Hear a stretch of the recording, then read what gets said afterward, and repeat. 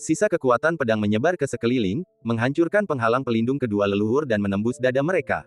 Darah mengucur deras dari luka-luka mereka, sungguh pemandangan yang mengejutkan. Dua jeritan memilukan langsung terdengar. Keduanya menahan rasa sakit, menutup luka dengan kekuatan spiritual, dan menelan obat untuk mencegah luka semakin parah. Kalian masih tidak mendukungku, dasar bajingan. Mutiara Hunyuan memang sangat kuat, tetapi orang yang mengendalikannya sedikit lebih lemah. Bahkan dengan sedikit kekuatan sumbernya, sulit untuk mengerahkan kekuatan tertinggi seorang kaisar. Keduanya mempertimbangkan untuk mundur, tetapi Chen Qingyuan tidak akan pernah membiarkan mereka pergi. Jika mereka berani mundur, mereka akan diselimuti oleh hukum senjata kekaisaran langit dan bumi, dan tubuh mereka akan musnah. Mobilkan sumber daya seluruh klan dan bertarung. Lukanya serius, dan vitalitasnya sangat berkurang. Pria tua itu tampak pucat dan segera menghubungi petinggi klannya untuk meminta bantuan. Kita tidak bisa terus seperti ini. Kita harus menemukan cara untuk memecahkan kebuntuan ini. Setelah berdiskusi, para orang kuat dari suku-suku kuno semua pihak menyimpulkan bahwa cukup banyak keluarga yang memutuskan untuk menggunakan harta leluhur mereka, sementara suku-suku lain akan menanggung konsumsi sumber daya. Setelah Anda menandatangani kontrak, Anda tidak dapat memutuskannya. Berbagai suku saling waspada, namun mereka juga menantikan datangnya era kemakmuran. Mereka takut akan kerusakan, namun enggan membiarkan Chen Qingyuan berkembang. Oleh karena itu, sebuah kontrak harus dibuat, jika tidak, akan sulit untuk bersatu. Setelah proses ini selesai, Chen Qingyuan telah memaksa kedua leluhur klan kuno Yuking untuk mundur selangkah demi selangkah. Seandainya tekanan dari peta negara gunung dan sungai tidak terlalu besar, kedua leluhur itu tidak akan merasa begitu tersakiti. Memegang kendali Zuli, namun tetap tertindas, mereka tidak hanya menderita secara fisik, tetapi juga hati mereka yang terpukul hebat. Jika kami tahu kamu begitu pemalu, klan kami tidak akan pernah menjadi garda terdepan. Kepala suku Yuking menatap kedua leluhur yang muntah darah. Meskipun sangat cemas, ia tak bisa melanjutkan. Ia melirik orang-orang dari berbagai suku dengan mata dingin dan berkata dengan tegas. Kaisar Si sedang berperang melawan musuh, dan bahkan Kaisar Semu akan mempertaruhkan nyawanya jika dia pergi ke sana, jadi tidak ada seorang pun yang berani mendekat. Akan memakan waktu untuk menghidupkan kembali Kaisar Si dan menyuntikkan sumber daya. Chen Qingyuan yakin akan hal ini, jadi ia tidak langsung menggunakan pasukan kekaisaran untuk mundur. Ia bertekad untuk memberi pelajaran yang menyakitkan kepada klan kuno Yuking. Peta gunung, sungai, dan negara tergantung di udara, tetapi tidak untuk dilihat. Jika terjadi sesuatu di kedalaman tanah tua, Sejitu akan segera memberitahu Chen Qingyuan. Dengan cara ini, Chen Qingyuan dapat memperkirakan waktu dan menemukan cara untuk melarikan diri. Tiba-tiba, kekuatan yang dilepaskan Mutiara Hunyuan melampaui kekuatan sebelumnya. Angin kencang bertiup, cahaya misterius muncul, dan segala macam hal aneh muncul secara berkala. Sekarang serius. Chen Qingyuan mengerutkan kening, ekspresinya serius. Klan kuno Yuking tidak dapat bergantung pada orang lain untuk saat ini dan hanya dapat mengandalkan fondasinya sendiri untuk menstabilkan situasi. Jika kedua leluhur itu diserang oleh hukum kaisar, kerugian bagi klan kuno Yuking akan sangat besar. Untuk menyelamatkan nyawa mereka sendiri dan menunda Chen Qingyuan, klan kuno Yuking memasukkan beberapa kekuatan dasar ke dalam Mutiara Hunyuan, yang merangsang bentuk sebenarnya dari Mutiara Hunyuan. Ledakan. Mutiara Hunyuan menyerap sumber kekuatan mendalam klan kuno dan mulai membesar, berubah menjadi bintang berdiameter tak kurang dari 100.000 mil. Cahaya giok mengalir di permukaannya, dan 99 segel mendalam terlihat samar-samar. Setelah ini, hanya akan ada sedikit yang tersisa di klan. Para petinggi klan Yuking sangat sedih. Mereka takut akan sulit membangkitkan kembali Zuli di lain waktu. Tentara kekaisaran yang perkasa menyebabkan munculnya retakan pada pola sinar matahari bulan yang bersinar bersama pada peta gunung, sungai, dan negara, dan retakan tersebut menjadi semakin banyak, dan runtuh hanya dalam beberapa tarikan napas.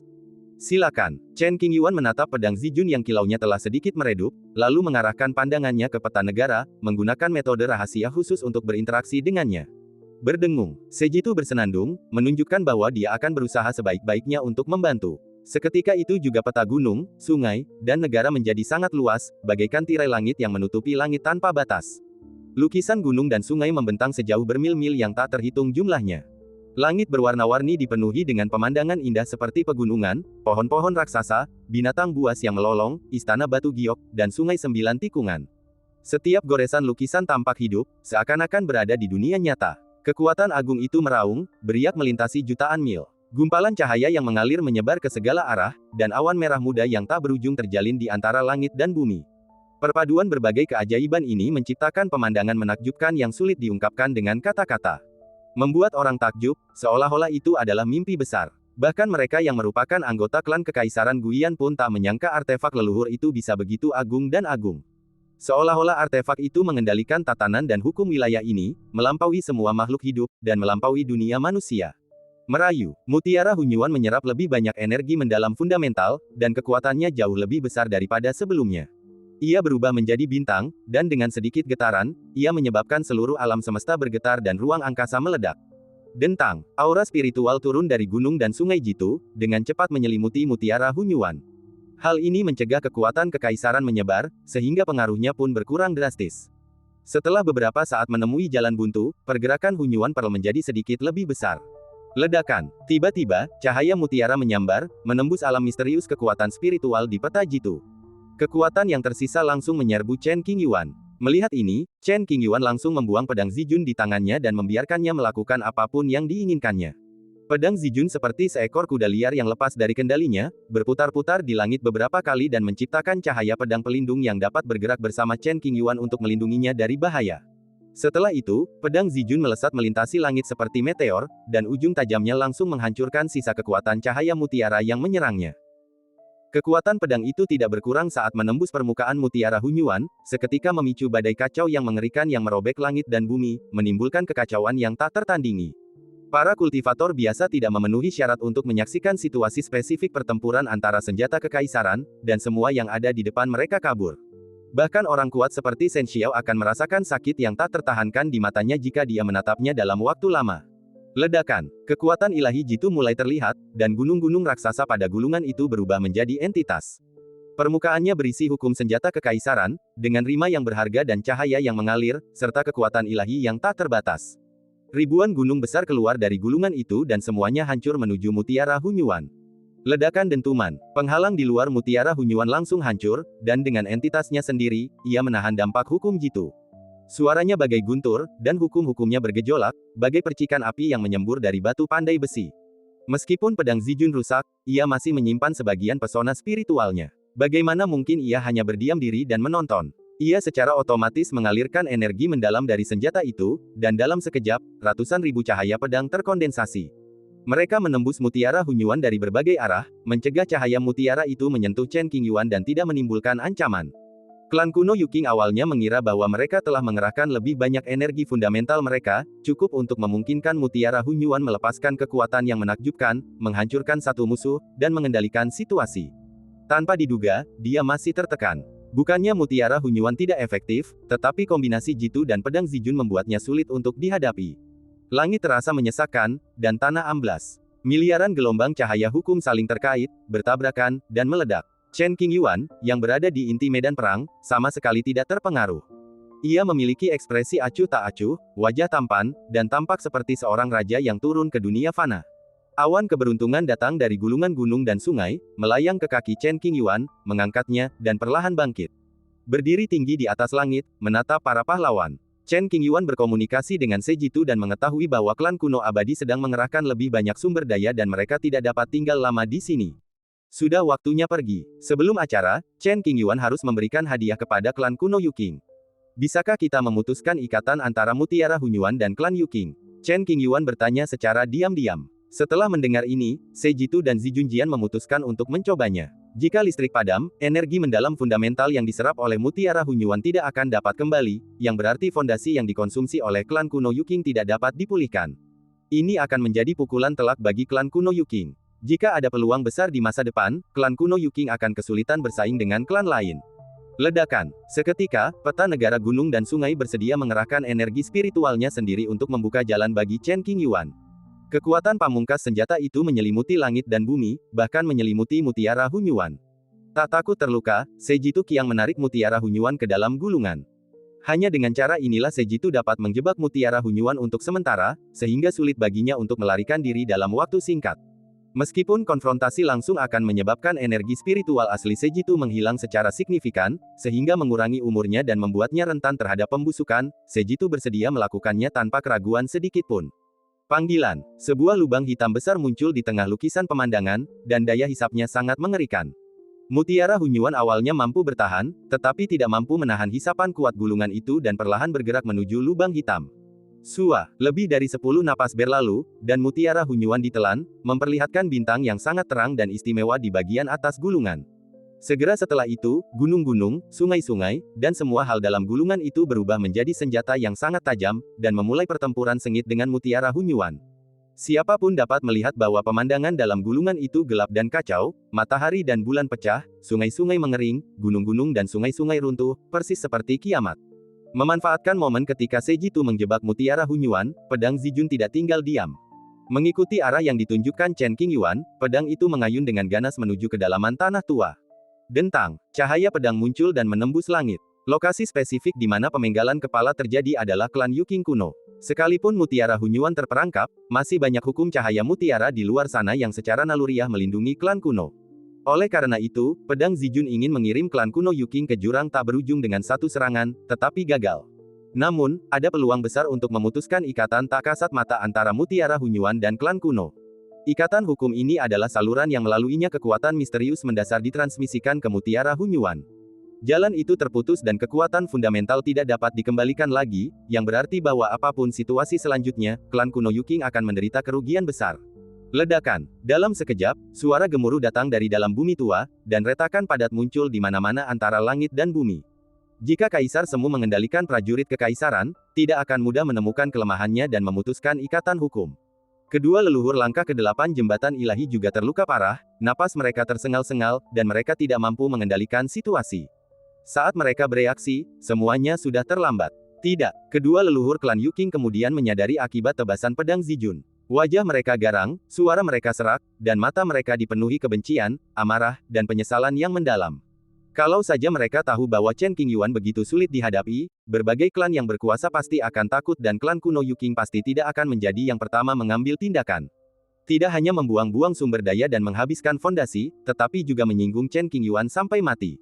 Jika dia meninggalkan tanah lama dan membiarkannya tumbuh, akan ada masalah besar di masa depan.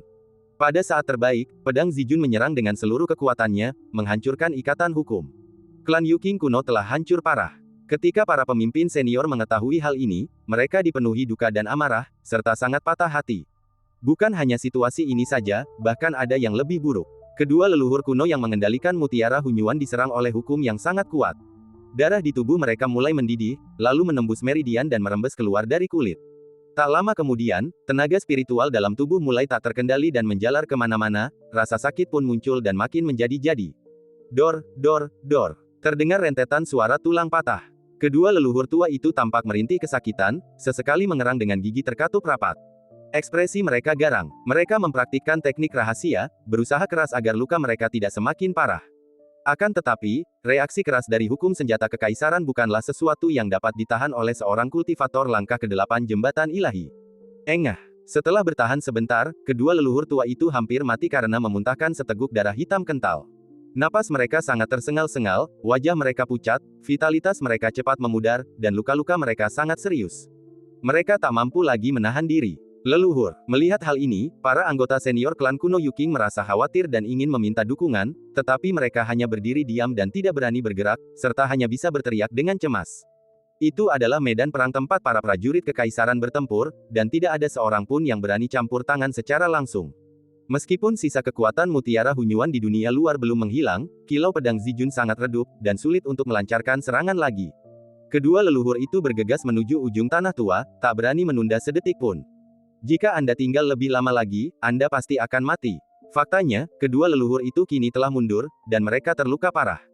Sekalipun perbendaharaan klan kuno memiliki obat tao terbaik, akan sulit bagi mereka untuk pulih sepenuhnya, dan itu akan memakan waktu yang sangat lama. Sakit kepala itu datang. Vitalitas dan energi yang telah hilang dari mereka berdua sangatlah berharga. Aku takut mereka tidak akan hidup lama. Melihat klan kuno Yuking membayar harga yang setimpal, Chen Qingyuan menunjukkan sedikit kepuasan di matanya.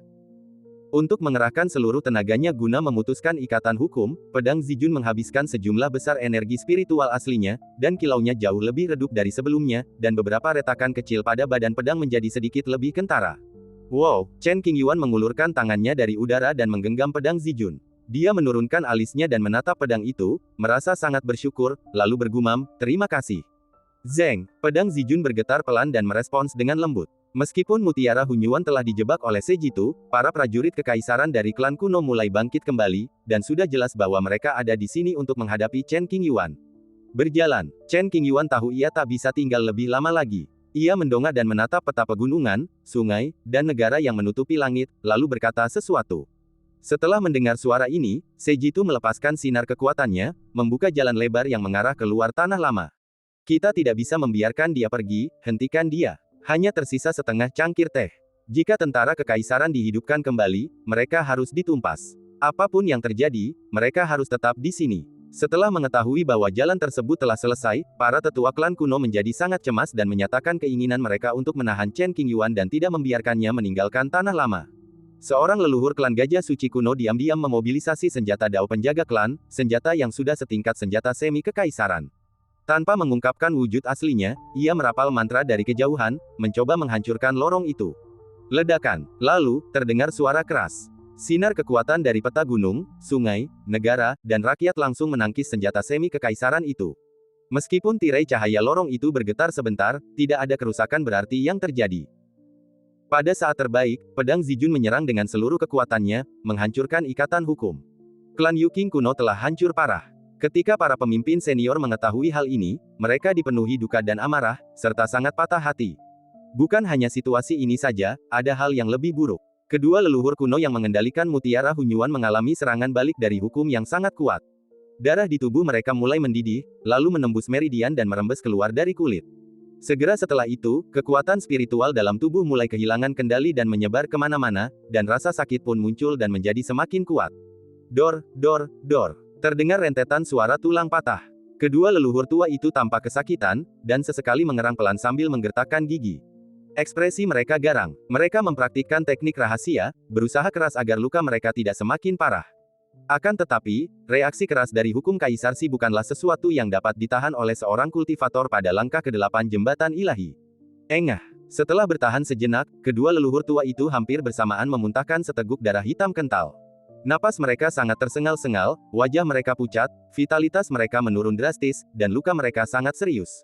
Mereka tak mampu lagi menahan diri. Leluhur, melihat hal ini, para pemimpin klan kuno Yuking merasa khawatir dan ingin memberikan dukungan, tetapi mereka hanya berdiri diam dan tidak berani bergerak, sehingga mereka hanya bisa berteriak dengan cemas. Itulah tempat para prajurit kekaisaran bertempur, dan tak seorang pun berani campur tangan dengan tubuh fisik mereka.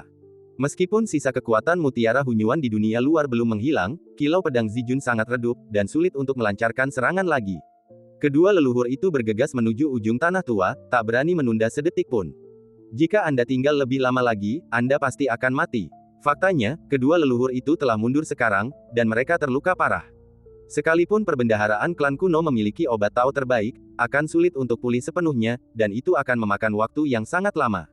Sekarang tibalah saatnya. Vitalitas yang telah hilang dari mereka berdua sangatlah berharga. Saya khawatir mereka tidak akan hidup lama. Melihat klan kuno Yuking membayar harga yang pantas mereka terima, secercah kepuasan muncul di mata Chen Qingyuan.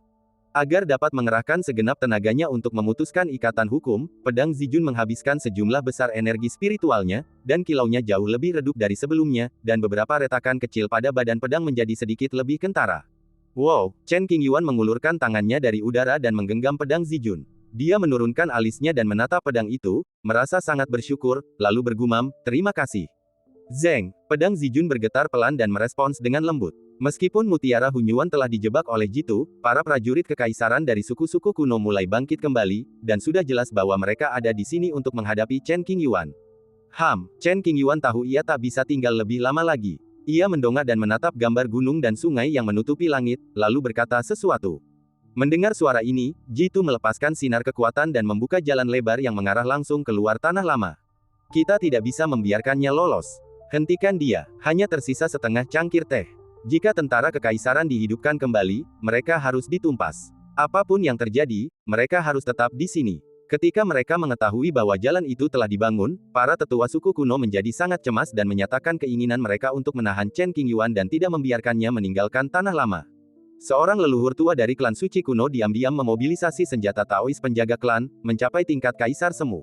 Tanpa mengungkapkan wujud aslinya, ia merapal mantra dari kejauhan, mencoba menghancurkan lorong itu. Ledakan. Lalu, terdengar suara keras. Sinar kekuatan dari Sanhe Jitu langsung menangkis senjata semi kekaisaran itu. Meskipun tirai cahaya lorong bergetar beberapa saat, tirai itu tidak mengalami kerusakan berarti. Apa yang kau lakukan di sana? Ayo mulai. Nenek moyang suku Sengchu segera memandang para pemimpin berbagai suku dan berteriak kepada mereka. Selama kita menjebaknya, semuanya akan baik-baik saja. Banyak master dari klan kuno berhenti menonton dan menggunakan keterampilan terbaik mereka. Wow, dalam sekejap, lebih dari 10 senjata pamungkas yang memancarkan kekuatan dahsyat muncul di lautan awan yang luas. Mereka adalah harta yang sangat berharga bagi klan kuno. Jika mereka adalah barang tak bertuan dari dunia luar, mereka pasti akan memicu pertempuran berdarah untuk memperebutkannya. Seorang lelaki tua mendesak para prajurit klan Li Huang untuk menyerang. Prasasti batu yang dinamai Li Huang itu bagaikan gunung hitam raksasa, menghantam Chen Qingyuan. Seseorang bersembunyi di balik bayangan, menghunus busur dan anak panah mereka. Rentetan anak panah menembus langit dan mendarat di penghalang Tongyu, menyebabkan keributan besar. Ada juga orang-orang yang menyembunyikan tubuh asli mereka dan menggunakan metode spiritual untuk mengumpulkan tubuh virtual. Mereka membiarkan tubuh virtual itu maju, memegang palu raksasa Zenyang di kedua tangan, dan mengayunkannya dengan kuat, memicu badai dahsyat, mengguncang seluruh penghalang dengan suara, boom. Sekalipun ini adalah terowongan yang dibangun oleh tentara kekaisaran, terowongan itu tidak dapat menahan serangan sekuat itu. Di waktu normal, itu tidak masalah. Aku bisa membiarkan para pahlawan memukulku, dan batasnya akan tetap utuh. Situasi saat ini agak istimewa, karena mutiara Hunyuan meletus dengan kekuatan yang mengerikan di dalam gulungan, menyebabkan kekuatan peta negara gunung dan sungai yang diberikan kepada Chen Qingyuan menjadi agak tidak stabil. Ditambah dengan tekanan yang diberikan oleh orang-orang kuat dari berbagai ras, ada tanda-tanda kehancuran. Zeng, pedang Zijun bergetar pelan, seolah hendak membuka jalan. Chen Qingyuan mengelus pedangnya dan berbisik, tidak perlu. Setelah cobaan ini, pedang Zijun telah menghabiskan terlalu banyak energinya. Jika kelebihan daya lagi, ia akan mudah mengalami kerusakan serius. Menghadapi kesulitan ini, Chen Qingyuan masih mempertahankan ekspresi acuh tak acuh, tanpa sedikit pun kepanikan.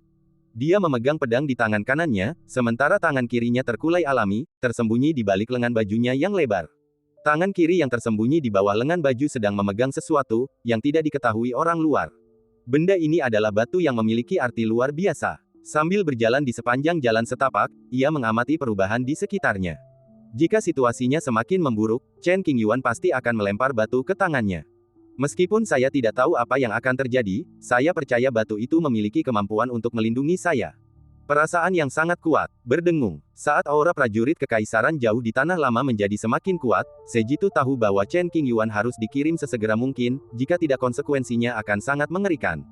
Oleh karena itu, Sejitu memutuskan untuk melakukan segala upaya untuk melindunginya, bahkan dengan mengorbankan energi spiritual aslinya sendiri. Sebelum Chen Qingyuan dapat mengeluarkan kartu truf terakhirnya, hukum kekuatan senjata yang sangat dahsyat turun dari langit, menyelimuti langit dan bumi, memaksa mundur senjata pamungkas para pahlawan suku kuno, dan meningkatkan kekuatan penghalang Tongyu beberapa kali. Dalam sekejap, Chen Qingyuan tahu bahwa Sanhe Sejitu lah yang membantunya. Ia mendongak dengan sedikit kekhawatiran di wajahnya. Di satu sisi, dia harus menekan mutiara Hunyuan, dan di sisi lain, dia harus melindungi dan membersihkan jalan. Ini merupakan tekanan besar bagi Sejitu, yang belum pulih sepenuhnya. Ledakan. Benar saja, gambaran negara dan negara yang mengambang di atas mengalami keretakan panjang karena penggunaan kekuatan yang dipaksakan. Terlebih lagi, gulungan itu mulai menyusut dengan cepat, dan retakannya meluas dengan cepat, yang seharusnya berada di sepanjang celah pada aslinya, dan akan meluas lagi. Tidak, orang-orang dari klan Kekaisaran Guiyan tercengang oleh pemandangan ini, sangat patah hati, dan berharap agar artefak leluhur tidak pecah. Demi memulihkan artefak leluhur, klan Kekaisaran Guiyan telah mengerahkan banyak energi mendalam fundamental mereka. Untuk memperbaikinya kembali, bahkan patah tulang pun tak perlu dikhawatirkan.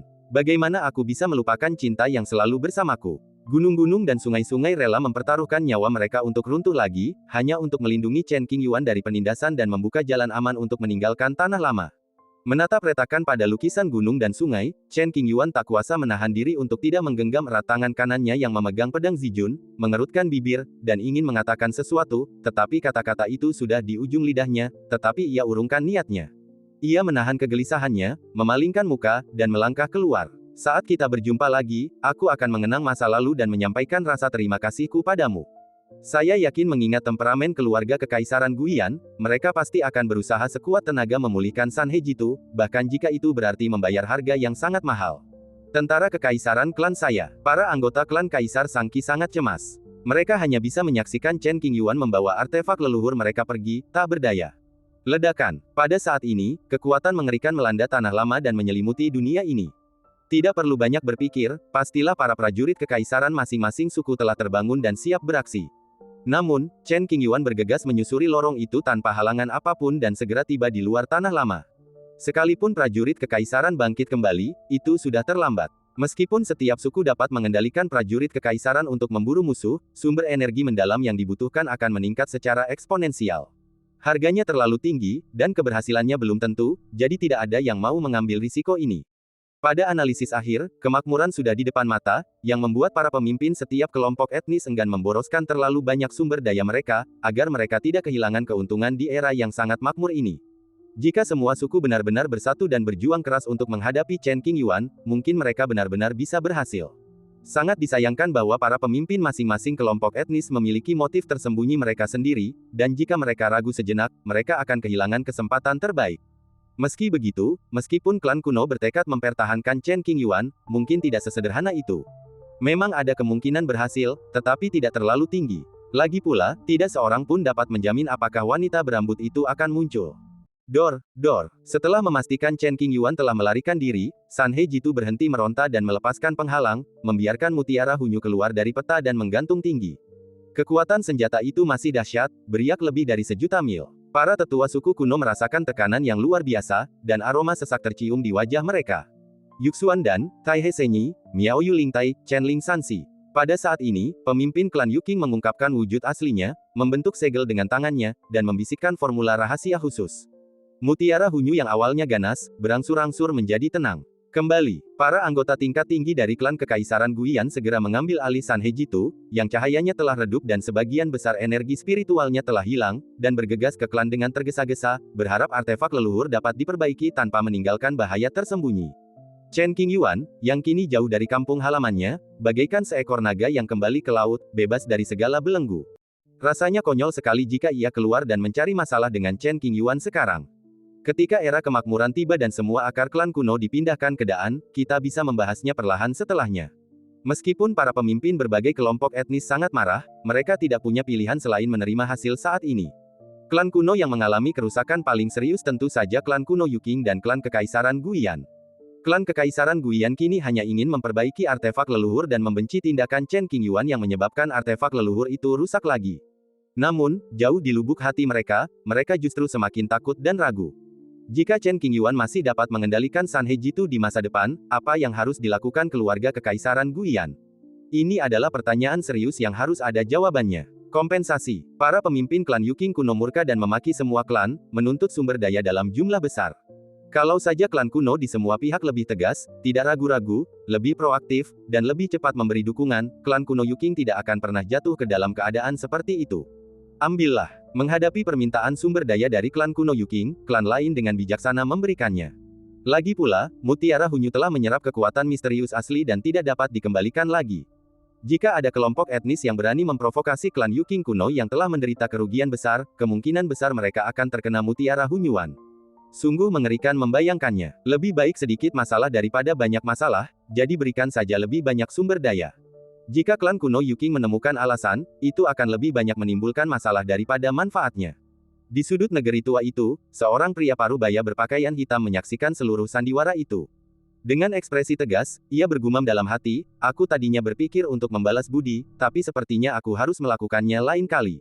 Pria berbaju hitam, namanya Kong. Asal-usulnya misterius, dan dia dan wanita berambut itu kemungkinan besar adalah orang-orang terkemuka di era yang sama. Sejak klan kuno itu beraksi, lelaki berbaju hitam itu tetap tinggal di dekatnya untuk menyaksikan pertunjukan. Panggungnya sudah tidak ada lagi, dan para aktornya pun sudah tidak ada lagi. Dalam kasus ini, pria berbaju hitam yang sedang menonton pertunjukan itu tidak perlu berlama-lama di sana. Ia menghilang tanpa jejak. Akibat insiden ini, ketegangan antar klan kuno yang abadi semakin meningkat. Mereka tidak puas satu sama lain, dan sekelompok lelaki tua saling berhadapan, saling mengumpat, dan hampir berkelahi.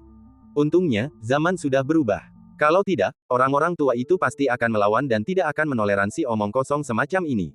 Mentolerir. Bertahanlah hingga datangnya era baru. Sebagian besar pemimpin senior dari klan kuno berpikir seperti itu, menahan amarah mereka tanpa tempat untuk melampiaskannya, dan akhirnya memaksa generasi muda dari klan yang sama untuk berlatih keras, dan menjadi tak terhitung jumlahnya lebih keras, menyebabkan generasi jenius muda menderita rasa sakit karena berlatih setiap saat, dan tidak mampu mengungkapkan keluhan mereka.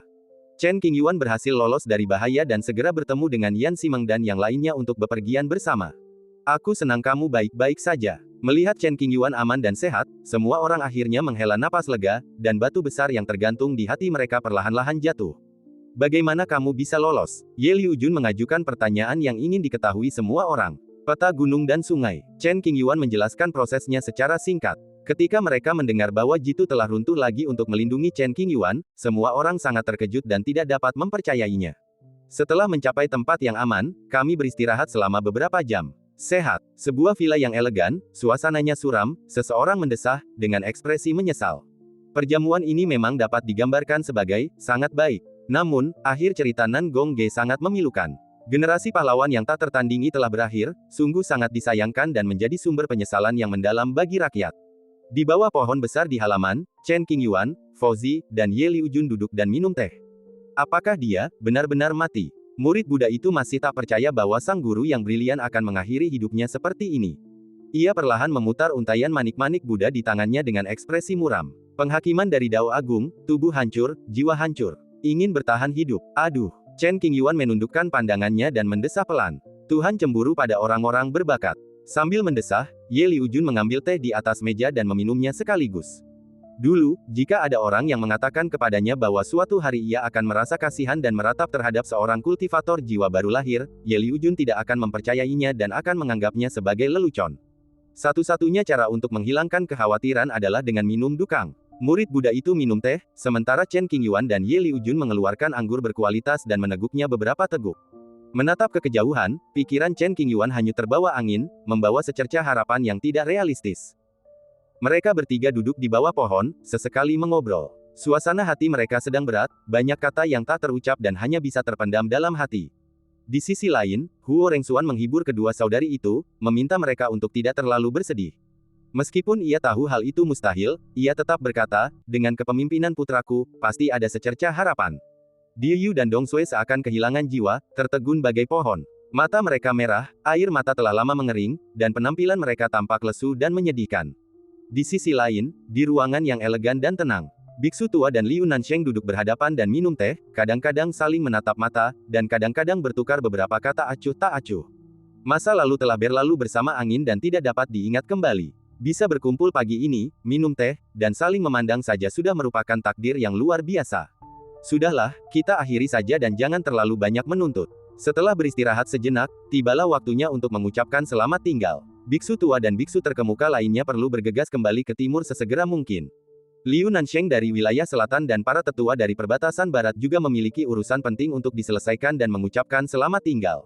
Adapun dua pelayan pribadi Nangongge, Chen Qingyuan meminta Liu Nansheng untuk mengirim mereka ke Villa Langya sebelum bergegas kembali ke wilayah selatan untuk memastikan keselamatan mereka. Yang mulia, saya akan merepotkan Anda lagi nanti. Huo Rengsuan memiliki identitas khusus, jadi tentu saja dia harus mengikuti Chen Qingyuan kembali ke Qingzhong. Tidak perlu terlalu sopan, jawab Chen Qingyuan, lalu berbalik ke arah kerumunan dan berkata, ayo pergi. Maka, sekelompok orang mulai bergegas menuju Northern Wilderness, tanpa niat untuk tinggal lama di negara kekaisaran. Setelah sekian lama, proses spesifik perjamuan terakhir telah diketahui semua orang, dan telah menyebar seperti api di seluruh 9 langit dan 10 bumi, menggemparkan ratusan juta orang. Dia mengundang para pahlawan suku kuno ke sebuah perjamuan, tetapi tiba-tiba mereka menolak untuk hadir. Aku pikir pesta itu akan berubah menjadi lelucon, tapi sesuatu yang tak terduga terjadi. Nangongge mengundang semua kaisar di sungai waktu yang panjang, masing-masing lebih kuat dari yang lain, seperti Raja Naga Hitam, leluhur klan Phoenix, dan Raja Dewa Enam Jari. Setelah itu, Chen Qingyuan memanfaatkan jamuan makan ini untuk duduk dan berdiskusi filsafat dengan para kaisar, dan dia selalu menang. Saat Anda mengira masalahnya sudah selesai, Nangongge melangkah ke langit, membentuk formasi misterius, dan mengundang bayangan Kaisar Taiwei untuk muncul, yang merupakan langkah yang menggemparkan dan belum pernah terjadi sebelumnya. Pada akhirnya, Nangongge meminjam secercah kekuatan misterius dari berbagai klan kuno untuk menyimpulkan jalan masa depan, tetapi akhirnya terkubur di bawah penghakiman surga. Monster seperti itu belum pernah terlihat sebelumnya. Para tamu pesta besar ini bukanlah tokoh-tokoh berpengaruh dari suku-suku kuno, melainkan para kaisar kuno yang telah mengarungi sungai sejarah yang panjang. Kemurahan hati dan cara-cara luar biasa seperti itu belum pernah tercatat dalam buku-buku kuno. Sungguh luar biasa, kenapa aku tidak menyaksikannya sendiri? Kalau tahu akan seperti ini, aku pasti sudah pergi ke sana. Kalaupun aku tidak bisa duduk, aku bisa menonton dari jauh dan tidak meninggalkan penyesalan seumur hidupku. Nangong Ge sudah meninggal. Tak seorang pun di dunia ini yang bisa mencapai tingkat deduksi dan kalkulasi yang sama dengannya. Langya Villa bangga padanya. Seluruh garis keturunan kalkulasi menghormatinya. Orang-orang begitu gembira hingga mereka terus membaca lembaran batu giok itu, karena takut akan kehilangan satu detail pun. Kejutan, keterkejutan, emosi kompleks karena pandangan dunia mereka yang terbalik, lalu kesedihan atas kematian kakak Nangong. Begitu banyak emosi yang terjalin, membuat ekspresi semua orang menjadi sangat aneh. Setelah jangka waktu yang tidak diketahui, gelombang desahan terdengar dari seluruh dunia. Tentara kekaisaran telah bangkit kembali dan mengepung serta membunuh Yang Mulia Chen. Klan kuno menggunakan segala cara yang mungkin, tetapi pada akhirnya, mereka tidak dapat menghentikan Yang Mulia Chen dan membiarkannya lolos tanpa cedera. Konon, kekuatan senjata kekaisaran itu begitu dahsyat sehingga setitik pun dapat memusnahkan kehidupan sebuah bintang. Sungguh mengerikan. Lebih aman bagi kita, semut, untuk tetap di sudut ini. Kalau kita keluar untuk mencari pengalaman, kita bisa menyinggung para petinggi dan kehilangan nyawa. Tidak butuh waktu lama sebelum berita bahwa Chen Qingyuan hampir terjebak menyebar ke dunia luar dan diketahui oleh semakin banyak praktisi. Setelah sekian lama, bahkan manusia pun mendengarnya. Namun, bagi manusia fana yang tak terhitung jumlahnya yang terlahir dengan tubuh tak berguna dan tanpa akar spiritual, tingkat pertempuran seperti itu bukanlah sesuatu yang dapat mereka alami. Mereka hanya menganggapnya sebagai kisah legendaris yang menggemparkan surga dan dunia. Negara Kekaisaran, Villa Langya. Seluruh tempat ditutupi dengan pakaian berkabung dan lonceng dibunyikan sebagai tanda berkabung. Lampu jiwa kecil yang tersisa di villa itu telah lama padam, dan karena kekuatan penghakiman surga, lampu jiwa itu meledak dan hancur menjadi partikel puing yang tak terhitung jumlahnya. Setiap orang di desa membangun sebuah tugu peringatan untuk Nangong Ge dengan sangat berat hati. Di depannya, Chen Qingyuan membawa peti mati berisi kerikil dan debu. Ketika Liu Nansheng mengantar dua pelayan ke rumah, ia juga membawa peti mati itu. Seperti kata pepatah, daun-daun yang gugur akan kembali ke akarnya, menitipkan peti jenazah di Langya Villa adalah tujuan terbaik. Karena keadaan khusus dan situasi yang menegangkan, Chen Qingyuan tidak dapat datang untuk memberikan penghormatan terakhir. Sangat disayangkan kehilangan sosok hebat dari generasinya. Saya datang ke sini tanpa niat jahat, saya hanya ingin membakar dupa untuk anak saya. Menghitung alam semesta dan mengekstrapolasinya melintasi zaman. Ini adalah contoh langka dari seorang pria dengan bakat seperti itu, contoh langka dalam sejarah. Sungguh tragis dan menyedihkan. Legenda yang ia ciptakan akan meninggalkan jejak yang nyata dalam buku-buku sejarah, diwariskan dari mulut ke mulut, dan tidak akan pernah dilupakan oleh jutaan orang. Banyak orang berkuasa datang memberi penghormatan, hati mereka berat, lalu membakar dupa dan memberi penghormatan. Di luar Villa Langya, sekelompok orang berkumpul, masa yang gelap, tak terhitung jumlahnya. Orang-orang dari semua lapisan masyarakat datang. Ada yang ingin mengetahui beritanya, ada pula yang datang untuk menyaksikan keseruannya. Kebanyakan orang menyaksikan perjalanan terakhir Nangong Ge dengan rasa hormat, seolah-olah hidup mereka entah bagaimana terhubung dengan pahlawan yang tak tertandingi ini, dan hidup mereka di dunia ini berharga. Nanti kalau ngobrol sama sanak saudara, sahabat, dan keturunan, boleh deh cerita kejadian ini, katanya sudah ke Langya Villa buat nemenin anak. Saat saudaraku mendapat masalah, klan naga hanya duduk diam dan menonton. Di Zhu, wilayah Lihai, karena kantuk Lao Hei belum sembuh, ia tidak menghadiri jamuan makan malam puncak. Ketika terbangun, ia mendengar seluruh cerita dan menjadi sangat marah. Bajingan, dasar bajingan. Lao Hei adalah inkarnasi dari naga sejati bercakar 9 dan raja naga saat ini. Namun, karena tingkat kultivasinya yang rendah, sulit baginya untuk benar-benar meyakinkan para petinggi klan naga bumi tua. Agar tidak disergap, Lao Hei tetap tinggal di Lihai dan tidak membiarkan dirinya tertipu untuk pergi ke Tanah Suci. Jika ia pergi ke Tanah Suci, tidak ada jaminan darah, daging, dan darah Lao Hei akan terbagi. Usir semua orang dari klan naga bumi lama, jangan tinggalkan seorang pun. Lao Hei segera memerintahkan semua anggota suku Tulong lama yang ditempatkan di Lihai untuk segera pergi. Ia juga mengancam akan menarik garis tegas dengan suku Tulong lama, dan tidak akan ada kemungkinan mereka menjadi satu. Begitu kejadian itu terjadi, para pemimpin klan naga bumi tua mulai panik, dengan berbagai macam alasan, seperti diperlakukan tidak adil, tidak bisa membantu, dan sebagainya. Tidak peduli apapun yang dikatakan klan naga bumi tua, Lao Hei tidak akan mendengarkan. Pada akhirnya, beberapa orang menolak untuk pergi, dan Lao Hei, tanpa berkata sepatah kata pun, menggunakan tekanan garis keturunan naga sejatinya untuk mengusir mereka secara langsung, dan bahkan memulai perang dengan mereka. Sayangnya, klan naga bumi tua tidak berani berkomentar banyak. Mereka akan menyambut momen ketika Shenzhou dibentuk kembali, baru kemudian menyelesaikan masalah ini. Pada saat yang sama, klan Kaisar Sangqi mengirim sekelompok orang dan langsung menuju ke belantara utara. Tujuannya sederhana, untuk pedang Kaisar Jun ungu. Kereta perang dari batu giok putih, megah dan bertatahkan permata, memancarkan kemewahan. Di kereta perang itu, seorang wanita tampak sangat mencolok. Ia mengenakan gaun panjang merah muda, dengan sanggul indah di rambutnya dan pita yang diikatkan di pinggang rampingnya. Ia memiliki fitur wajah yang proporsional, bibir merah dan gigi putih, serta kulit seputih salju. Ia cantik dan menawan. Dia menatap ke kejauhan, dengan seberkas cahaya mengalir di matanya, tampak dipenuhi kesedihan dan duka. Nona, setelah menyeberangi bagian laut ini, kita akan mencapai Northern Wasteland. Seorang tetua yang lebih tua berjalan mendekati wanita itu dan berbicara dengan lembut. Nama wanita itu adalah Mo Lianxing, putri dari klan Kaisar Sangqi. Setelah lebih dari 2000 tahun berkultivasi, tingkat tertinggi yang telah dicapainya hanyalah tingkat mengatasi kesengsaraan. Mengingat bahwa klan kuno abadi, yang mendapat dukungan banyak sumber daya, hanya berada pada level ini, maka ia sungguh tidak setara. Namun, Mo Lianxing memiliki penampilan yang sangat baik, pesona alami, kulit seputih krim, dan mata sebening air musim gugur. Di antara klan-klan kuno, ia masih memiliki nilai tertentu. Biasanya, dengan bakat Mo Lianxing yang tak berguna, ia tak berhak ikut campur dalam urusan penting klan. Ini hal yang baik, karena menyelamatkannya dari banyak masalah dan memungkinkannya menjalani kehidupan yang relatif biasa. Meski ia kadang-kadang diganggu dan diolok-olok oleh wanita-wanita sesuku, Mo Lianxing tidak menyimpannya dalam hati. Alasan mengapa banyak putri kebanggaan keluarga Kaisar Sangqi ingin mempermalukan Mo Lianxing adalah karena mereka iri dengan penampilannya. Mempraktikkan Taoisme memang dapat mengubah penampilan seseorang, tetapi itu harus diperoleh.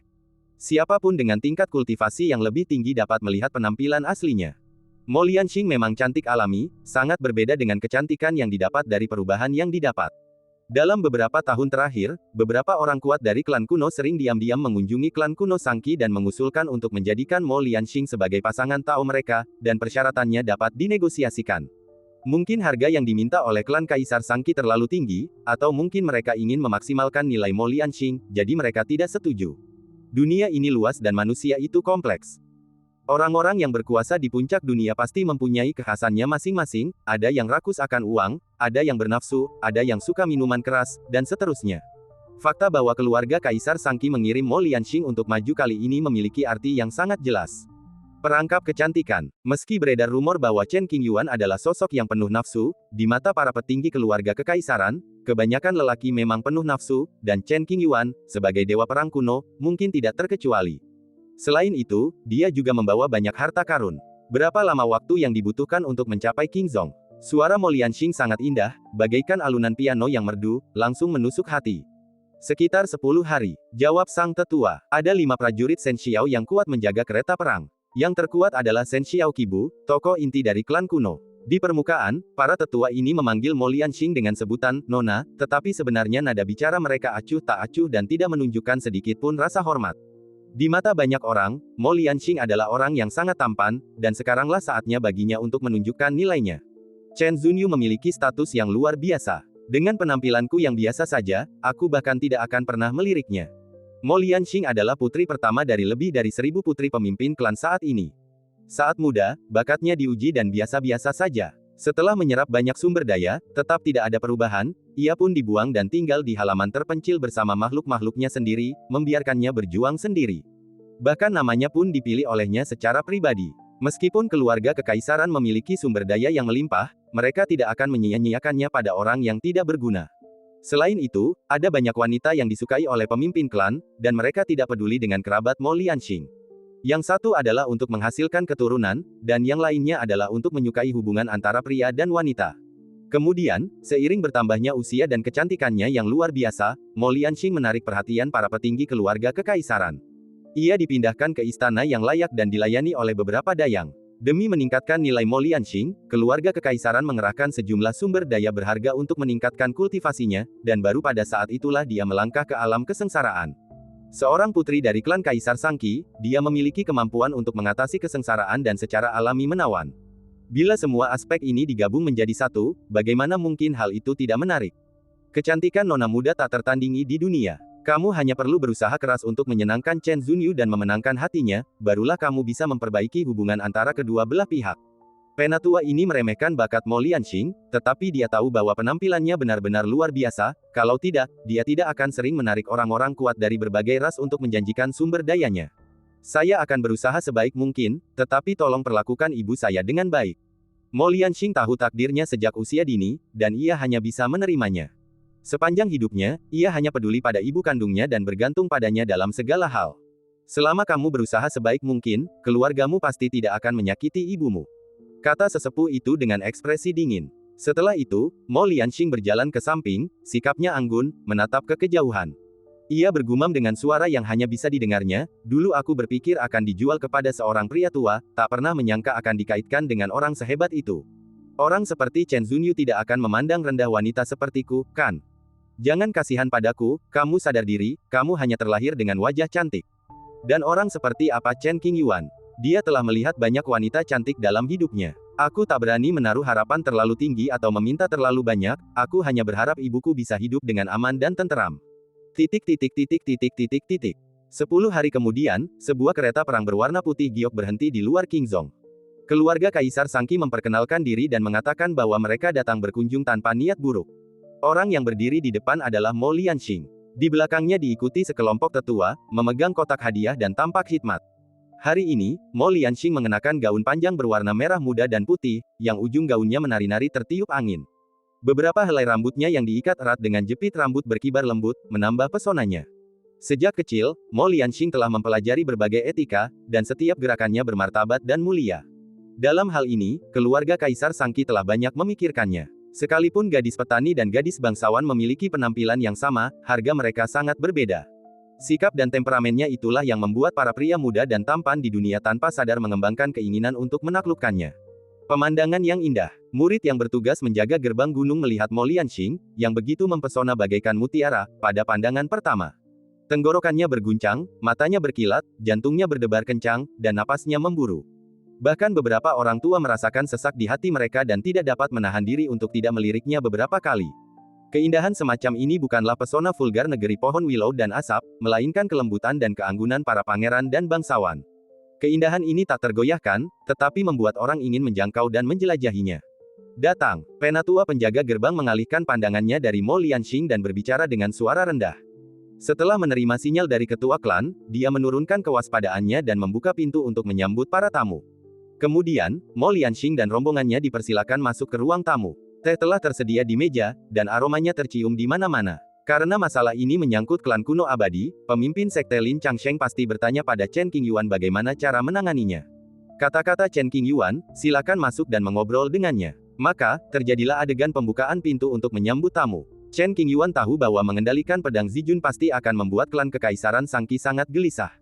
Jika kita mengusir orang-orang ini, situasinya akan semakin sulit. Meskipun aku tidak takut dengan klan Kaisar Sangqi, demi pedang Zijun, aku masih harus menyelesaikannya dengan sabar. Situasinya cukup penting, jadi Lin Changsheng menghentikan apa yang sedang dia lakukan dan melangkah mendekat. Banyak mata tertuju pada Lin Changsheng dengan ekspresi rumit. Duduk di kursi utama, Lin Changsheng melirik semua orang yang hadir dengan tatapan hikmat dan bermartabat, lalu berkata, "Mengapa kalian semua datang dari jauh?" Pemimpin sebenarnya dari kelompok tamu ini adalah tetua ke-13 dari klan Kaisar Sangqi, yang telah mencapai langkah ke-7 jembatan ilahi. Ini tanda terima kasih kecil kami. Terimalah, Qingzhou. Tetua ke-13, mengenakan jubah abu-abu dan berwajah keriput, tampak lebih tua. Ia perlahan berdiri, mengeluarkan 10 kotak hadiah, dan mengangkatnya ke udara, suaranya serak. Pola yang rumit diukir pada bagian dalam setiap kotak hadiah, mungkin untuk menekan daya tarik harta karun di dalam kotak dan mencegahnya tersebar. Kotak itu sendiri adalah harta karun suci, dan benda-benda di dalamnya jelas bukan benda biasa. Klan Qing dan klan Kaisar Sangqi tidak pernah berkompromi di masa lalu. Beraninya aku menerima hadiah mendadakmu. Lin Changsheng tidak tergerak oleh keuntungan langsung itu. Ekspresinya tenang dan ia berbicara dengan langkah mantap, katakan padaku tujuanmu. Saya yakin Master Sekte Lin pasti bisa menebak bahwa tujuan perjalanan saya justru untuk mendapatkan artefak leluhur klan kita. Tetua ke-13 tidak membuat siapapun penasaran dan berbicara terus terang. Lin Changsheng tidak menjawab, hanya menatapnya dengan dingin. Melihat hal ini, tetua ke-13 melanjutkan, Chen Zunyu secara tidak sengaja mendapatkan properti klan kita. Kali ini, aku datang ke sini dengan harapan mengembalikannya kepada pemilik aslinya. Oh, Lin Changsheng menjawab dengan satu kata. Setelah itu, tidak ada lagi. Suasana di ruang tamu sangatlah sunyi. Para anggota keluarga kekaisaran dalam keadaan tegang dan tegang. Apa arti, mu tidak ingin mengembalikannya? Atau masih ragu? Suasananya aneh, sangat membosankan dan menyedihkan. Guru Lin, bolehkah saya bertemu dengan Chen Zunyu? Tetua ke-13 tidak marah. Ia berusaha sebisa mungkin untuk tidak mencolok, mengepalkan tinjunya, dan berkata, Adik junior sedang istirahat. Kalau kamu bersedia, silakan tunggu beberapa hari. Kata Lin panjang umur. Baiklah, kalau begitu aku dan yang lainnya akan mengganggumu selama beberapa hari lagi. Tanpa menemui Chen Qingyuan, tetua ke-13 dan yang lainnya tidak bisa pergi. Kalaupun ditinggal beberapa hari, itu bukan hal yang serius. Setelah mengobrol sebentar, Lin Changsheng mengatur akomodasi untuknya dan pergi. Hadiah yang dikirim oleh keluarga Kaisar Sangqi tidak diterima. Murid yang bertugas menyajikan teh dan air melihat Mo Lianxing dalam balutan gaun merah muda bersulam, tak kuasa menahan diri untuk meliriknya beberapa kali, sambil berpikir, orang ini bahkan lebih cantik daripada pemimpin klan Phoenix. Pemimpin 9 kepala klan Phoenix, yang pernah menghabiskan beberapa waktu di Sekte King di masa lalu, berhasil memikat banyak orang. Ia pernah secara terbuka menyatakan cintanya kepada Chen Qingyuan, yang menyebabkan kehebohan. Malam itu, loteng yang elegan. Chen Qingyuan dan Lin Changsheng duduk berhadapan, minum teh dan mengobrol tentang urusan keluarga kekaisaran. Adik kecil, aku khawatir klan Kaisar Sangqi tidak akan pergi dengan mudah kecuali mereka mencapai tujuan mereka. Lin Changsheng menceritakan secara rinci semua yang terjadi di ruang tamu. Jangan khawatir, perjamuan pamungkas baru saja berakhir, dan gaya yang ditampilkan oleh Chen Qingyuan benar-benar unik di dunia. Siapapun yang memegang kekuasaan di keluarga Kaisar Sangqi dengan sedikit otak tidak akan pernah berselisih dengan Chen Qingyuan di luar tanah lama mereka. Saya melihat seorang gadis yang sangat cantik. Di daftar kunjungan, nama dan asal-usulnya tertulis. Dia adalah seorang bangsawan dari klan Kaisar Sangqi, bernama Mo Lianxing. Lin Changsheng bergumam, dari sudut pandangku, klan Kaisar Sangqi tidak hanya akan mempersembahkan harta karun yang berharga, tetapi juga wanita-wanita cantik. Setelah berkuasa selama bertahun-tahun dan mengalami begitu banyak intrik, Lin Changsheng dapat menyimpulkan niat keluarga Kaisar Sangqi hanya dengan sedikit analisis. Terlebih lagi, keluarga kekaisaran tidak berusaha menyembunyikannya dan langsung menulis nama Mo Lianxing sebagai orang pertama dalam daftar kunjungan. Menurut akal sehat, seorang pemimpin yang datang bersamanya harus berusaha menimba pengalaman. Jadi, bagaimana mungkin dia bisa menduduki peringkat di bawah para tetua inti? Karena nama tersebut ditempatkan pertama, hal itu dimaksudkan untuk menarik perhatian Lin Changsheng. Mereka semua adalah rubah tua yang telah hidup puluhan ribu tahun. Hanya dengan sekali pandang, mereka bisa tahu apa yang dimaksud orang lain. Chen Qingyuan tampak tidak terlalu terganggu. Ia menyesap tehnya dan berkata dengan tenang, aku tidak tertarik pada wanita. Jika klan Kaisar Sangqi bisa menundukkan kepala dan memberi kita lebih banyak sumber daya, maka ada sesuatu yang bisa dibicarakan. Ngomong-ngomong soal perempuan, aku sebenarnya cukup penasaran. Sebelum Lin Changsheng sempat menyelesaikan paruh kedua kalimatnya, tatapannya mulai berubah. Tanpa sadar ia mundur selangkah dan berkata dengan suara rendah dan ekspresi serius, apakah kamu tertarik pada sesama jenis? Batuk. Chen Qingyuan tersedak teh yang baru saja diminumnya. Ia tak menyangka kakak seniornya akan tiba-tiba berkata seperti itu. Tak lagi tenang, tak lagi acuh tak acuh. Omong kosong. Chen Qingyuan segera membantah. Jika Lin Changsheng membenarkan hal ini, citranya akan tercoreng. Kakak, kapan kamu jadi sekasar ini? Kakak, ada apa denganku? Ini jelas salahmu sendiri. Lin Changsheng berpura-pura serius dan mulai menganalisis, kamu dikelilingi banyak kakak, tapi tidak ada orang yang bisa dipercaya. Aku tidak tertarik pada wanita, apalagi pria. Kakak, tolong jangan sebarkan rumor. Chen Qingyuan menggertakkan giginya dan menjawab dengan serius. Mungkinkah kamu tidak tertarik pada pria atau wanita, melainkan pada objek tertentu? Fetisisme. Imajinasi Lin Changsheng menjadi liar. Kakak senior, wajah Chen Qingyuan penuh garis-garis hitam dan dia berteriak keras. Jangan terburu-buru. Lin Changsheng menyadari bahwa Chen Qingyuan memang sedikit marah. Ia menyeringai dan buru-buru menjelaskan, akhir-akhir ini aku banyak membaca novel, dan tiba-tiba aku punya keinginan. Jangan khawatir, kakak, kapan kamu mulai tertarik dengan buku dialog? Chen Qingyuan terdiam. Keponakanmu membacanya diam-diam, tapi aku menyitanya. Aku tidak ada kegiatan lain, jadi aku membaca beberapa eksemplar. Lin Changsheng melemparkan tanggung jawab kepada muridnya dan tersenyum bodoh. Kakak, kamu masih terlalu malas. Chen Qingyuan mengeluh. Lin Changsheng berdeham dan kembali bersikap serius, seolah-olah dia bukan orang yang bergosip sedetik yang lalu. Ia berkata dengan serius, ayo kita mulai. Aku sudah menyimpang dari topik. Hanya berpura-pura. Chen Qingyuan tidak ingin minum teh dengan Lin Changsheng lagi. Ia mendengus dan berbalik. Setelah mendengar komentar Chen Qingyuan, ekspresi Lin Changsheng tetap tidak berubah, hikmat dan bermartabat.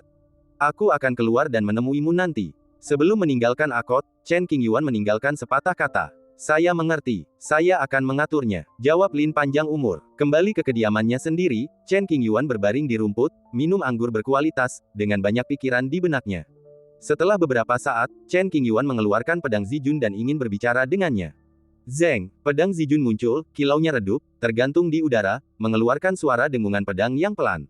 5 hari kemudian, aula tamu yang elegan. Mengetahui bahwa Chen Qingyuan akan datang menemui mereka, para anggota keluarga kekaisaran berada dalam keadaan cemas, berharap agar negosiasi ini dapat mencapai kesimpulan yang sukses. Nona, demi suku kami, mohon bicarakan hal ini dengan Yang Mulia Chen. Mohon jangan menyinggung perasaannya. Para tetua meninggalkan aula tamu, menatap Lin Qi dalam-dalam, dan membisikkan instruksi. Para tetua telah memberi tahu Mo Lianxing cara bernegosiasi, dan juga memberinya sejumlah kekuasaan untuk membuat keputusan sendiri terkait sumber daya dan harta. Bernegosiasi dengan wanita cantik atau mengobrol dengan sekelompok pria tua. Mana yang lebih nyaman, itu tergantung selera Anda. Ketika Chen Qingyuan muncul, dia mendapati hanya ada satu orang yang duduk di aula. Sekali lihat dan Anda tahu siapa orang ini. Aku mohon pada Kaisar untuk memberiku seorang putri dari keluarganya, tolong jangan kasihani aku. Nona Mo, para tetua klan Anda tidak ada di sini. Apakah ini berarti Anda memiliki wewenang penuh atas masalah ini? Chen Qingyuan duduk di hadapan Mo Lianxing, 10 kaki jauhnya. Salam, Yang Mulia. Mo Lianxing, mengenakan gaun panjang merah muda dan putih, tampak anggun. Ia membungkuk dan berkata dengan suara lantang, saya akan membahas hal ini dengan Yang Mulia hari ini, dan saya akan dapat mengambil keputusan. Baiklah, mari kita bicarakan hal itu. Mo Lianxing adalah satu-satunya orang di aula. Ia berpakaian lembut dan elegan, dan perilakunya bermartabat, yang membuat orang-orang meliriknya beberapa kali lagi. Bahkan Chen Qingyuan harus mengatakan bahwa ia memang kecantikan yang langka di dunia. Sebagai tanda ketulusan kami, klan kami bersedia mempersembahkan 10 benda terbaik di dunia. Salah satunya adalah artefak kuasi kekaisaran lengkap, kipas 100 tulang, yang terbuat dari 100 helai benang perak Taixuan. Pil umur panjang bermutu tinggi, dalam kondisi normal, dapat memperpanjang umur seseorang hingga 1000 tahun.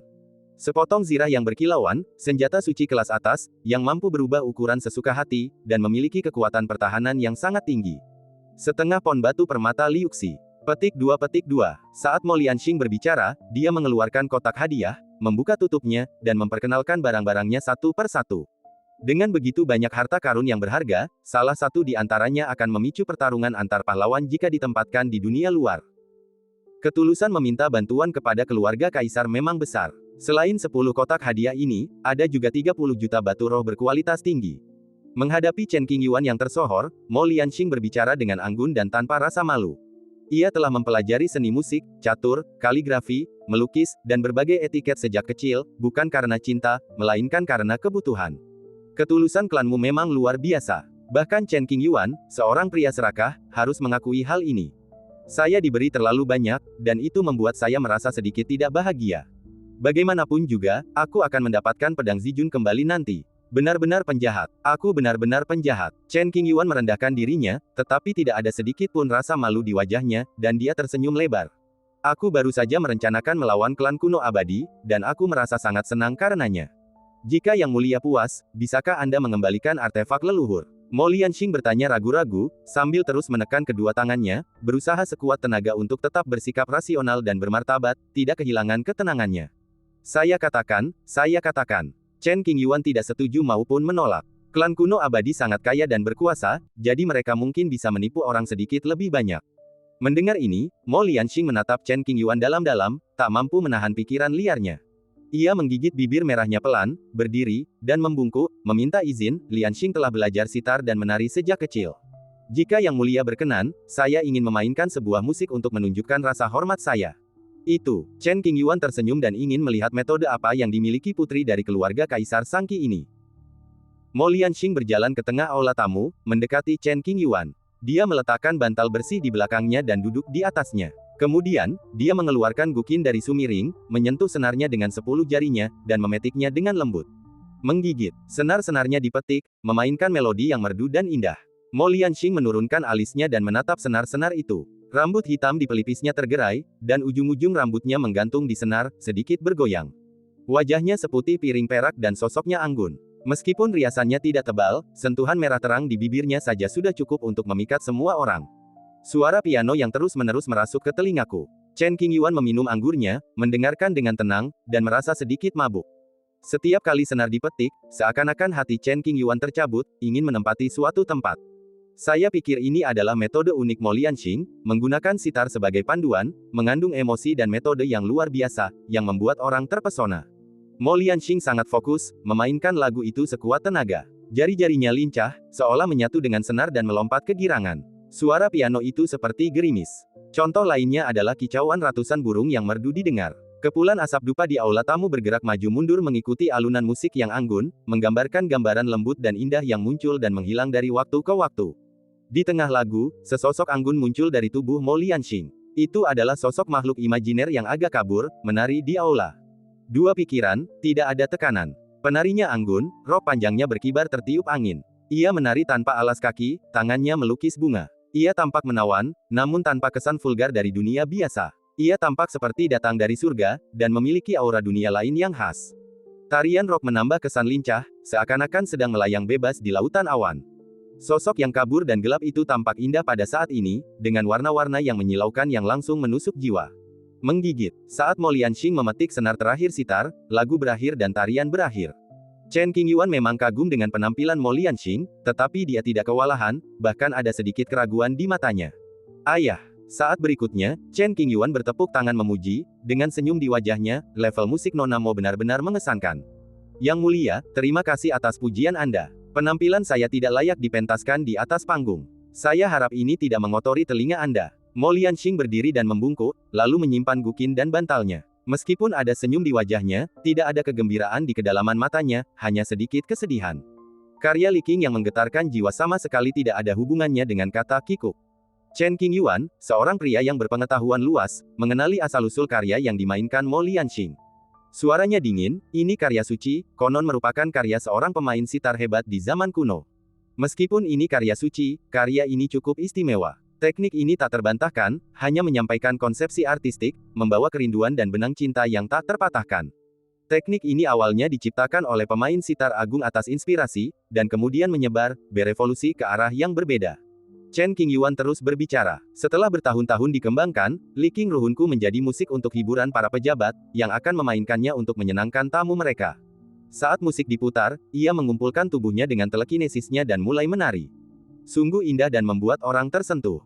Kelihatannya sangat elegan, tetapi sebenarnya tujuannya adalah untuk memamerkan penampilan dan bakat sang penampil dan menjualnya dengan harga bagus. Ada banyak versi yang disensor dari lagu ini, yang telah menyebar ke banyak tempat di bumi.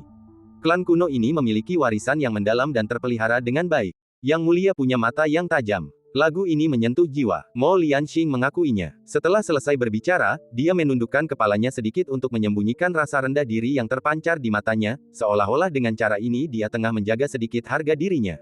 Kamu adalah putri dari suku kuno, bagaimana kamu bisa mempelajari musik jenis ini?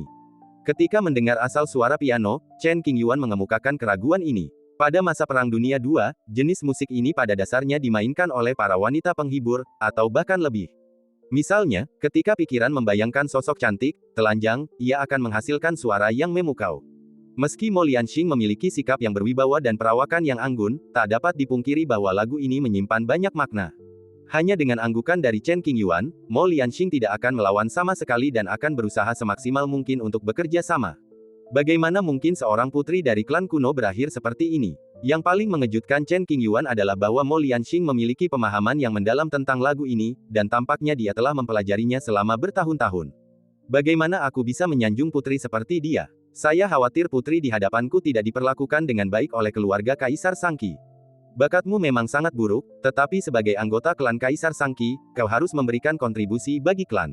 Mo Lianxing mempertahankan penampilan yang elegan dan mulia, dengan senyum di bibir merahnya dan suara yang lembut. Setiap orang di dunia ini punya cara hidupnya masing-masing. Orang macam apa Nona Mo itu, tidak ada hubungannya denganku. Chen Qingyuan tak mau kehilangan akal sehatnya hanya karena kecantikan wanita di depannya. Klan Kaisar Sangqi ingin mengambil kembali senjata leluhur dan membayar 50 juta batu roh kelas atas lagi. Soal permainan piano dan tarian Nona Mo, sudahlah. Benarkah kecantikanmu tidak layak mendapat perhatian yang mulia? Mendengar bahwa Chen Qingyuan tidak membutuhkannya untuk melayaninya, Mo Lianxing perlahan mengangkat kepalanya dan bertanya dengan berani. Kamu cantik, dan aku yakin banyak pria di dunia akan jatuh cinta padamu. Tapi, aku tidak peduli dengan kecantikan, aku hanya peduli dengan uang. Chen Qingyuan tersenyum tipis. Dipahami, kupikir menjual tubuh ini kepada Chen Qingyuan akan sedikit melegakan dalam perjalananku, tetapi ternyata dia sama sekali tidak tertarik. Bukannya Mo Lianxing jatuh cinta pada Chen Qingyuan saat pertama kali mereka bertemu, tetapi dibandingkan dengan banyak orang di dunia, hasil ini sudah terlambat. Jika Chen Qingyuan tidak menerimanya kali ini, mungkin lain kali akan diberikan kepada orang tua di klan itu. Pertama kali Anda menjual diri, harganya akan selalu lebih tinggi. Orang berkuasa yang mampu bernegosiasi dengan keluarga Kaisar Sangqi tidak akan menyukai bunga layu dan pohon willow tumbang. Klan Kaisar Sangqi tidak akan menolak 50 juta batu roh kelas atas yang disebutkan Yang Mulia. Mo Lianxing menyembunyikan kesuraman di matanya dan membungkuk. Senang bekerja dengan Anda. Chen Qingyuan akan membutuhkan lebih banyak batu roh untuk memperbaiki rantai di masa depan, jadi dia akan meminta lebih banyak. Setelah kesepakatan diselesaikan, Mo Lianxing perlahan meninggalkan ruang tamu dengan perasaan campur aduk. Setelah mengetahui hasil diskusi tersebut, para tetua klan Kaisar Sangqi sangat gembira. Selama mereka bisa mendapatkan kembali Zuxu, itu hanya akan membutuhkan beberapa batu roh lagi, dan itu sepadan. Namun, aku tidak punya banyak batu roh, jadi aku harus kembali. Selama periode ini, para tetua menahan Mo Lianxing di Qingzhong untuk melihat apakah mereka bisa memperoleh sesuatu. Sayangnya, Chen Qingyuan telah menyiapkan tempat menginap yang elegan untuk Mo Lianxing, tetapi mengabaikannya. Keduanya bahkan tidak bisa bertemu, apalagi menjalin asmara. Beberapa hari kemudian, seorang tamu datang ke Qingzhong. Semua orang di sekte itu gembira. Putri ke-9, silakan masuk cepat. Setelah melapor, ia pun diberi izin. Penjaga gerbang tersenyum dan membuka gerbang gunung. Orang yang datang adalah putri ke-9 dari klan Phoenix, Jilingyan. Jilingyan adalah orang yang murah hati, dan akrab dengan banyak tetua dan murid sekte Qing. Bahkan beberapa murid rendahan yang memiliki kesan baik terhadapnya pun disukainya. Kedatangan Jilingyan membuat Qingzhong semakin semarak. Tujuannya sederhana, bertemu Chen Qingyuan. Klan Phoenix tidak menghadiri perjamuan terakhir, dan bahkan menatap Chen Qingyuan dengan dingin ketika dia menghadapi bahaya, dan bahkan menawarkan sebagian sumber daya mereka. Meskipun status Jilingyan dalam klan tidak rendah, dia tidak bisa menghentikan perintah yang diberikan oleh leluhur.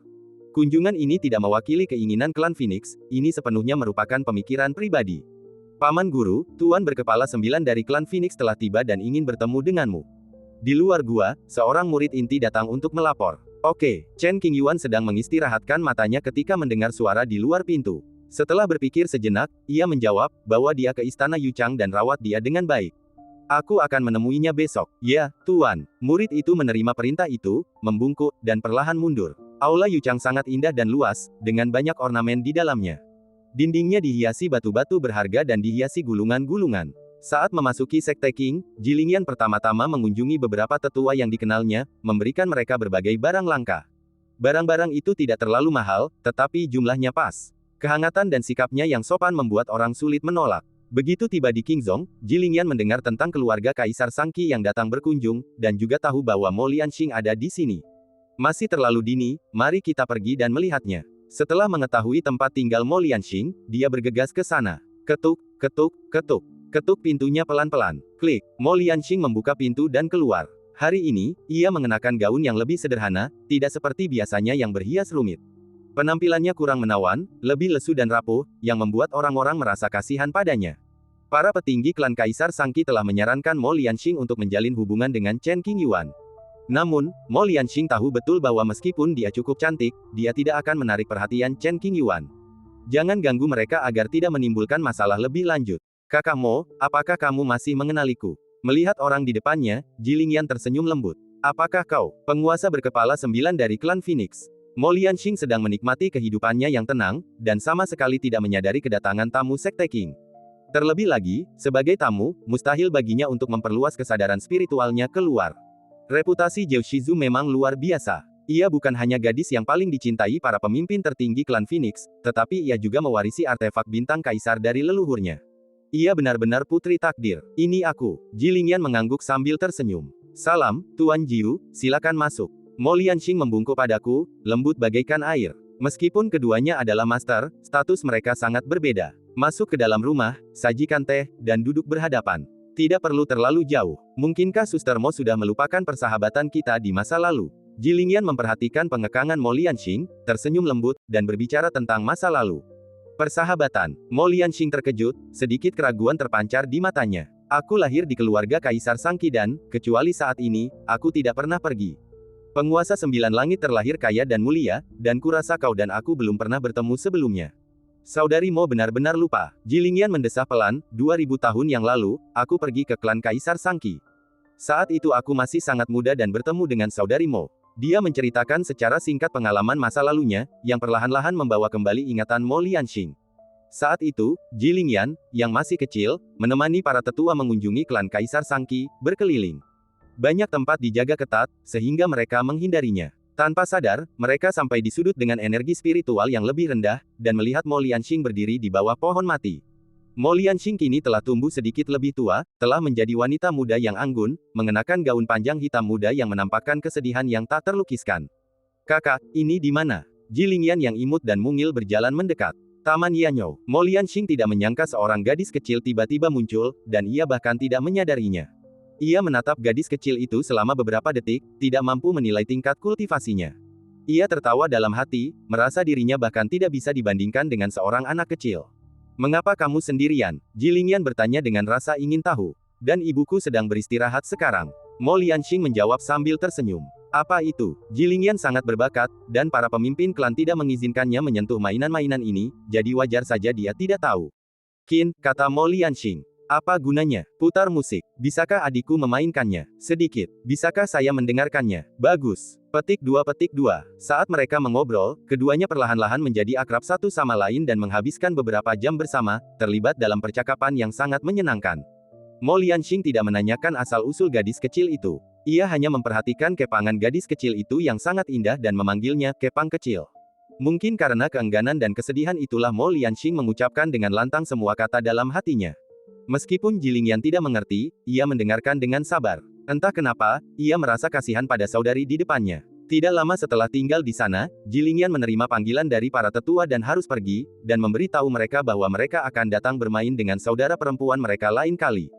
Namun, keduanya tidak pernah bertemu lagi setelah itu. Pikirannya perlahan kembali ke kenyataan. Mo Lianxing sangat terkejut, bibir merahnya sedikit terbuka. Aku tak pernah menyangka gadis kecil yang kutemui saat itu ternyata adalah penguasa berkepala 9. Kak Mo, aku sudah mengirim banyak surat kepadamu, tapi kamu tidak membalas satupun. Ketika berbicara tentang masa lalu, nada bicara Jilingyan agak kesal. Ah, begitukah? Mo Lianxing benar-benar tidak tahu. Melihat ekspresi Mo Lianxing yang bingung, mata Jilingyan menyipit, dan ia hampir menebak apa yang terjadi. Ia memperkirakan semua huruf telah terpotong. Waktu kecil dulu, pikiranku tidak serumit itu. Aku hanya mengira itu pertemuan tak sengaja dengan Suster Mo dan terlalu malas untuk menjawab. Lambat laun, aku melupakan persahabatan yang baru saja kami temui secara tak sengaja itu dan berkonsentrasi untuk berlatih. Baru pada saat ia tiba di Qingzhong, Jilingyan mendengar bahwa Mo Lianxing juga ada di sana. Ia tiba-tiba teringat masa lalu dan datang menemuinya. Lupakan saja, jangan bahas masa lalu. Jilingyan tidak mengungkit masa lalu. Dengan nada riang, ia memuji, kakak Mo semakin cantik. Aku kasihan padanya. Itu hanya tubuh tanpa jiwa. Mo Lianxing berkata dengan nada merendahkan diri. Mendengar ini, senyum di bibir Jilingyan membeku. Dengan kecerdasannya, ia bisa memahami situasi Mo Lianxing. Saya ingin memberikan pujian, tetapi saya tidak menyangka suasananya akan menjadi begitu menyedihkan. Kak Mo, ini beberapa kue kering yang kubawa. Cobalah dan lihat apakah enak. Jilingyan mengeluarkan sepiring kue dari cincin Sumi. Kue-kue itu sangat lezat, dan aromanya yang lembut memenuhi udara. Terima kasih. Mo Lianxing menurunkan alisnya dan berterima kasih padanya. Setelah mengobrol beberapa menit lagi, Jilingyan menyadari bahwa Mo Lianxing sengaja menjauhkan diri dan mengucapkan selamat tinggal. Mungkin karena ia merasa rendah diri dan sedih, sehingga sulit bagi mereka untuk memiliki topik yang sama. Keesokan harinya, Istana Yuchang. Jilingyan duduk di aula lebih awal, menunggu dengan tenang, merasa gelisah, takut dia akan mendapat masalah karena perilaku bodoh orang Qi dan membuat Chen Qingyuan tidak senang. Setengah jam kemudian, Chen Qingyuan, berpakaian ungu, mendorong pintu hingga terbuka dan berjalan keluar dengan langkah besar, bertekad untuk melihat apa yang ingin dilakukan pemimpin klan Phoenix.